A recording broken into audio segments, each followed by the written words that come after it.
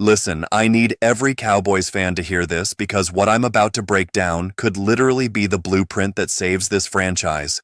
And before we get into it, make sure you hit that subscribe button, because here at Blue and Silver Nation, we cover every Cowboys update the second it drops.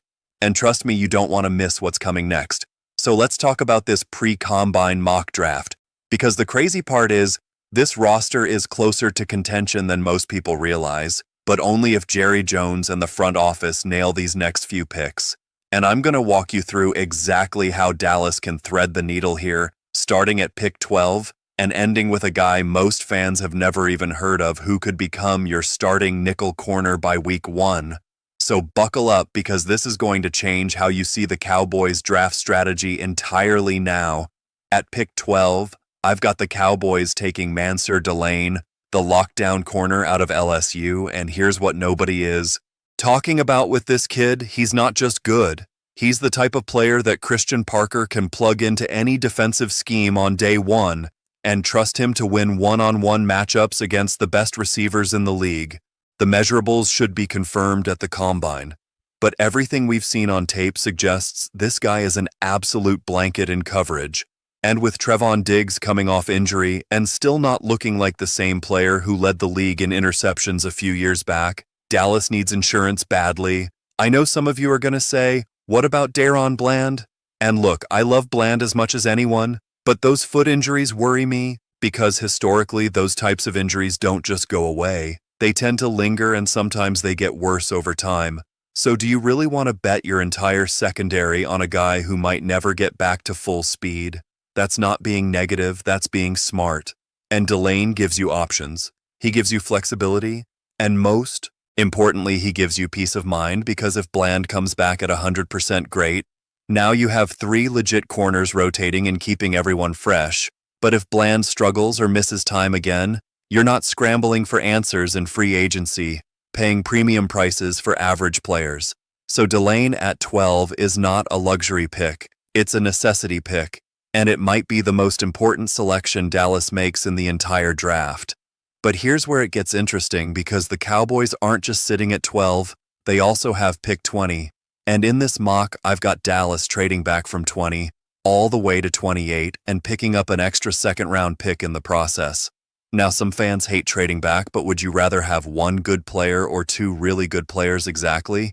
And with that 28th pick, the Cowboys address what might be their biggest weakness on the entire roster. And that's the linebacker room. C.J. Allen out of Georgia is the pick here. And let me tell you why this makes so much sense. First of all, the Cowboys just brought in a coach from Georgia who knows this kid's game inside and out. That familiarity matters, especially for a young linebacker who needs to process information quickly. At the NFL level, second of all, have you actually looked at the Cowboys linebacker depth chart lately? Because it's scary, and not in a good way. Logan Wilson is already gone, so that's 1 less body in the room. Parsons is going to be doing his thing rushing the passer, but you need someone to hold down the middle, and the other guys on the roster are either coming off injuries, dealing with age-related decline, or just flat-out unproven. Overshawn might come back and be solid, but after those knee injuries, he's never going to be the same sideline-to-sideline player he was before, and that's just the reality of the NFL. So C.J. Allen comes in here as an instant upgrade. He's physical, he's smart, he can cover, he can blitz, and he's ready to contribute immediately. Is this the move Dallas has to make? I think so. Because you cannot go into next season with the same linebacker core that got gashed in the run game and couldn't cover tight ends to save their lives. Allen fixes that problem day 1. Now let's talk about that extra second-round pick the Cowboys got from trading back, because this is where the draft gets really fun. At pick 59, Dallas goes running back, and I know some of you are already typing in the comments about how running backs don't matter and you shouldn't draft them early, but hear me out. Jadarian Price out of Notre Dame is not your typical running back. This kid is built different, and I mean that literally. He's got the size, the speed, the durability, and most importantly, the football IQ to step in and contribute right away. The Cowboys just extended Javonte Williams, so you've got your Thunder. Now you need your lightning, and Price is exactly that. He can take a carry between the tackles, bounce it outside, hit the home run, make guys miss in space, and, oh, by the way, he can return kicks too, so you're getting a 2-for-1 here. And the best part about Price is he doesn't come with any of the red flags that scare teams away from running backs. He knows the playbook, he's mature, he's a student of the game, and he's ready to handle a professional workload. From day one, you pair him with Williams in this running game, behind an offensive line that should be improved, and suddenly Dallas has one of the more dynamic backfields in the NFC. And when you can run the ball effectively, it opens up everything else in the passing game. So don't tell me running back doesn't matter, because it absolutely does when you get the right one, and Price is the right one. Now we're getting into day 3 of the draft, and this is where you find those hidden gems that can make or break a roster in the 4th round.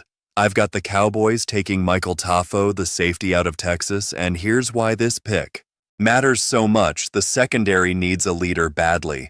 Right now, there's nobody back there commanding the defense, getting guys lined up, making the communication calls that prevent blown coverages and busted assignments. Tafo has that leadership quality. He's vocal, he's smart, he understands angles and leverage, and he's got the range to cover a lot of ground in the back end. Now his stock could rise after the combine if he tests well in the athletic drills, but right now he's sitting in that 4th round range where Dallas can grab him and potentially steal a future starter at a premium position. And here's the thing about safeties in Mike Zimmer's defense, they matter a lot. You need guys who can play single high, you need guys who can come down in the box, you need versatility, and Tafo has all of that. So this could end up being one of those picks that looks routine on draft day, but ends up being a massive win 3 years from now, when he's starting and making plays in big moments. Moving on to the 5th round, and this is where the Cowboys get nasty. Vincent Anthony Jr., the edge rusher out of Duke, is the pick. And let me paint a picture for you, because this guy is going to fit the new defensive scheme perfectly. He's got that get off that burst, that relentless motor that makes offensive tackles hate their job. And in a 4-3 system, you can line him up on the outside as a traditional defensive end, or you can stand him up as an outside linebacker in certain packages and let him pin his ears back and hunt the quarterback. That versatility is huge, especially when you're talking about a 5th round pick who might not see the field a ton in year 1, but can develop into a legitimate rotational pass rusher by year 2 or 3. And with Micah Parsons demanding so much attention from opposing offensive lines, there are going to be one-on-one matchups available for guys like Anthony to win. And when he wins, good things happen for the Cowboys defense. So keep an eye on this kid, because he might be the sleeper of the entire draft class now. For the final pick of this mock, and it's a good one, Dalen Everett, the cornerback out of Georgia, goes to Dallas. And here's the fascinating thing about this player. Before the 2025 season, he was being projected as a day 1 or day 2 pick, a potential 2nd round selection. But his stock slipped a little bit this past year, and now he's sitting there in the 5th round, where the Cowboys can scoop him up at a discount. But here's what most people don't realize about Everett. He might actually be better suited to play inside at the nickel position rather than outside on the boundary.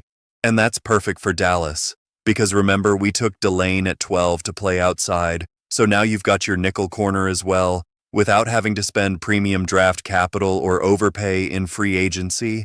Everett has good tape, he's physical in the slot, he can handle the quicker receivers who work the middle of the field, and he gives you depth at a position where depth matters, because corners get hurt, they get targeted, they need rest, and having 4 or 5 guys you can trust in coverage is how you survive a 17-game season. So there you have it, the complete 6-pick mock draft for the Dallas Cowboys. Delane Allen Price, Tafo, Anthony, and Everett. Every single one of these players fills a legitimate need. Every single one of them can contribute in year 1, and together, they transform this roster from a team with glaring holes to a team that can actually compete for the NFC East title, and maybe more. Now I want to hear from you in the comments.